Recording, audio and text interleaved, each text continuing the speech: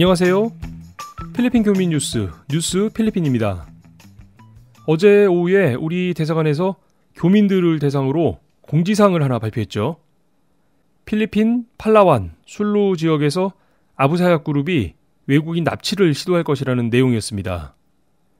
필리핀 남서쪽에 위치한 팔라완은 사실 필리핀에서는 유명한 여행지인데요. 이 지역에서 이런 첩보가 들어왔다고 하니까 혹시 해당 지역을 방문하시거나 여행을 계획하고 계신 분들은 안전에 각별히 유의하시기 바라겠습니다. 미국이나 영국, 호주 등의 필리핀 주재 주요국 대사관에서도 동시에 이 소식을 자국민들에게 전달했다고 하니까 상당히 신빙성이 있는 내용이 아닐까 생각이 드네요.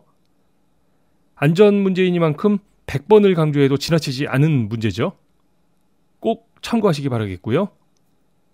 그 외에도 오늘은 또 어떤 소식들이 올라와 있는지 필리핀 교민 뉴스 시작하겠습니다.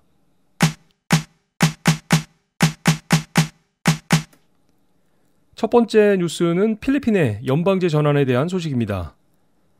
필리핀이 이제 국가체제를 연방제로 전환하는 것에 대해서 보다 구체적인 준비를 시작하고 있는 모습입니다.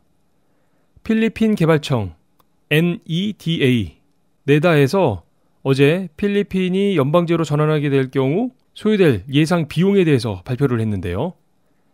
연방제 전환을 위해서는 최소 1,566억 페소에서 최대 2,535억 페소에 이를 것으로 추산된다는 소식입니다. 2,500억 페소면 우리 돈으로 약 5조 원 정도가 되는 규모죠. 이 금액은 필리핀 GDP의 약 2.8%에서 3.4%에 해당되는 금액인데요. 연방제 전환을 위한 비용 지출이 국가 전체 GDP의 3%가량이 소요될 것이라고 하니까 상당한 경제적 부담이 되는 셈이죠. 따라서 네다에서는 불가피하게 필리핀의 경제성장 모멘텀에 지장을 주게 될 것이라고 지적을 하고 있습니다.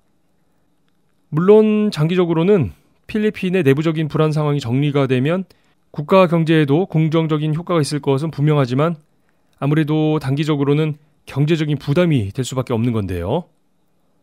이런 문제를 감당해낼 수 있는가 하는 문제에 따라서 필리핀의 미래가 달려있다고 할 수 있겠습니다.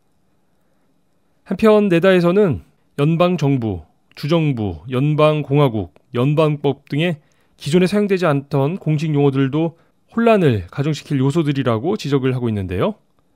그동안 사용하지 않아서 익숙지 않던 용어들이 국민들에게 이해되고 받아들여지게 될 때까지는 상당한 시간이 필요하게 되겠죠. 이번에 발표된 자료에 따르면 이 기간을 대략 15년 정도로 보고 있는 것 같습니다. 방사모로 오가닉로, 필리핀의 새로운 시대를 열게 될 이 연방제 전환에 막대한 비용과 오랜 시간이 필요하게 될 텐데요. 필리핀에 그만큼의 성과가 이루어지기를 간절히 바라겠습니다.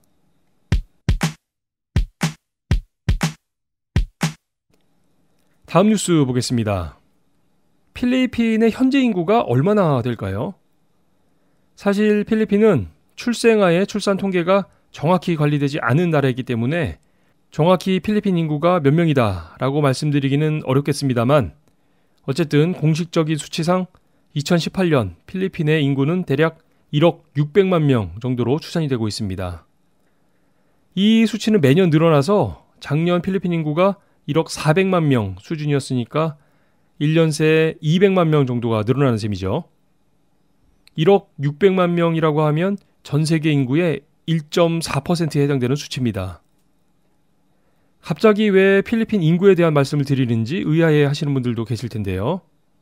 어제 필리핀 하원이 출산 후 산모의 법적 출산 휴가일을 60일에서 100일로 늘렸다는 뉴스가 올라와서 이 소식을 전해드리기 전에 먼저 필리핀의 인구수에 대해서 잠시 살펴보게 됐습니다. 필리핀 하원은 법안 4113호에 따라서 이제 필리핀에서 출산을 하게 되는 민간 및 공공부문 근로자들은 100일간의 유급 휴가를 받게 되는 건데요. 출산 전 12개월 이상 필리핀 사회보장 시스템 SSS 납부 실적이 있는 경우에는 출산 수당도 받을 수 있게 됩니다. 이 새로운 출산 휴가 법안은 결혼의 여부와도 상관없고 자연분만인지 아니면 제왕절개인지 여부와도 무관하게 누구에게나 공통적으로 주어지게 되는 혜택인데요. 일단 산모가 출산을 하고 나면 100일간은 몸도 추스리고 신생아들을 돌볼 수 있게 되는 것이기 때문에 꼭 필요했던 정책인 것 같습니다. 필리핀은 기본적으로 새로운 생명이 탄생되는 것에 대해서 무척 크게 기뻐하는 문화죠. 최근 들어서 한국의 출산율이 급격히 떨어지고 심지어는 인구 절벽이라는 표현들도 언론을 통해서 전해지고 있는데요.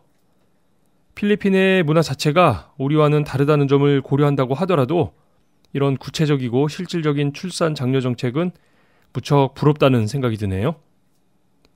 하긴 우리나라도 이런 정책 자체가 없는 건 아니죠. 그걸 시행할 의지가 더 필요한 건 아닌가 하는 생각이 듭니다.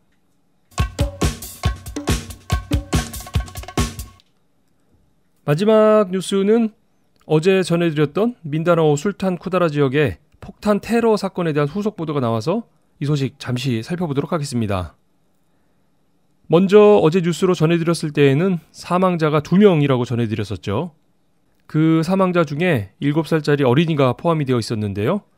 새로운 뉴스에서는 사망자의 숫자가 1명이 늘어서 3명이라고 전하고 있습니다. 이 뉴스와 함께 이번 테러가 발생한 민다나오 지역에 계엄령이 더 연장될 수 있다는 소식 함께 전해드렸었는데요. 오늘 역시 이 소식이 올라왔습니다. 언론 보도를 살펴보면 테러 사건 자체보다는 그에 따른 계엄령 연장에 대한 소식을 더 비중 있게 다루고 있다는 생각도 드네요. 하원 의장인 아로요 의원이 민다나오 지역의 계엄령 연장을 적극 지지한다고 밝혔는데요. 게다가 하원 다수당 대표인 롤랜도 안다야 의원도 해당 지역 주민들의 의견이 중요하다고 말하면서도 대통령이 계엄령 연장을 요구한다면 수용하겠다고 밝혀서 아마도 민다나오 지역의 계엄령 연장이 이루어질 것으로 보입니다. 로브리도 부통령이 반대를 하고 있다고 하지만 아직 부통령 선거 재검표도 끝나지 못한 상황이기 때문에 이 부통령의 발언이 정치적으로 얼마나 영향력을 가지게 될지는 여전히 미지수인 것 같습니다. 앞서 전해드렸던 필리핀의 연방제 전환과 이 지역의 계엄령 기간 연장, 이 문제들이 필리핀 남부 민다나오 지역을 어떻게 만들어가게 될지 함께 지켜보도록 하겠습니다.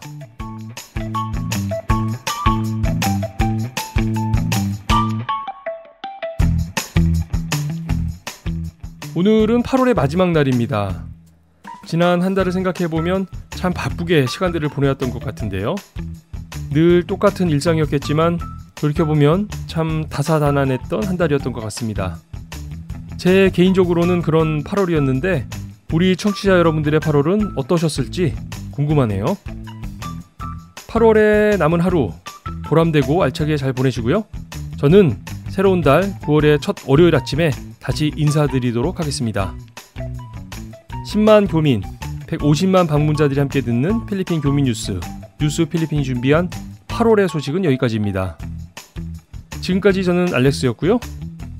뜨거운 여름을 저희 뉴스 필리핀과 함께 해주신 여러분 고맙습니다.